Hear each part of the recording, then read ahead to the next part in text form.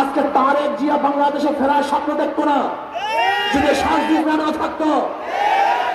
আজকে তোমার নেত্রীকে চিকিৎসা করার জন্য বিদেশে পাঠাতে পারত না যদি আজকে ওরা না থাকতো। আজকে বাংলাদেশের সত্য সংবাদ প্রকাশ করার কারণে তুহিনকে জীবন দিতে হয়েছে।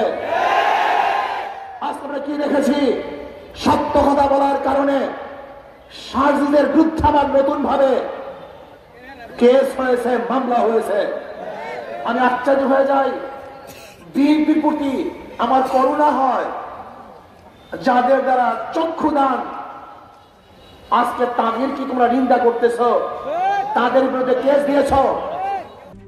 RICL TMX, যুগের পর যুগ স্থাপনা থাকে মজবুত। আজকে তারেক জিয়া বাংলাদেশে ফেরার স্বপ্ন দেখতো না যদি শান্তি না থাকতো। আজকে তোমার নেত্রীকে চিকিৎসা করার জন্য বিদেশে পাঠাতে পারত না যদি আজকে ওরা না থাকতো।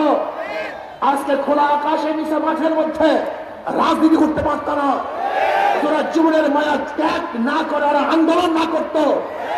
কিন্তু আজকে যাদের মাধ্যমে নেত্রীকে চিকিৎসার জন্য বিদেশে পাঠিয়েছ, তোমার নেতাকে বাংলাদেশে আনার ব্যবস্থা করতেছ, আজকে নির্বিঘ্নে রাজনীতি করার সুযোগ পেয়েছ। আজকে সত্য কথা বলার কারণে সেই সার্জিদের বিরুদ্ধে কেস দিয়েছ।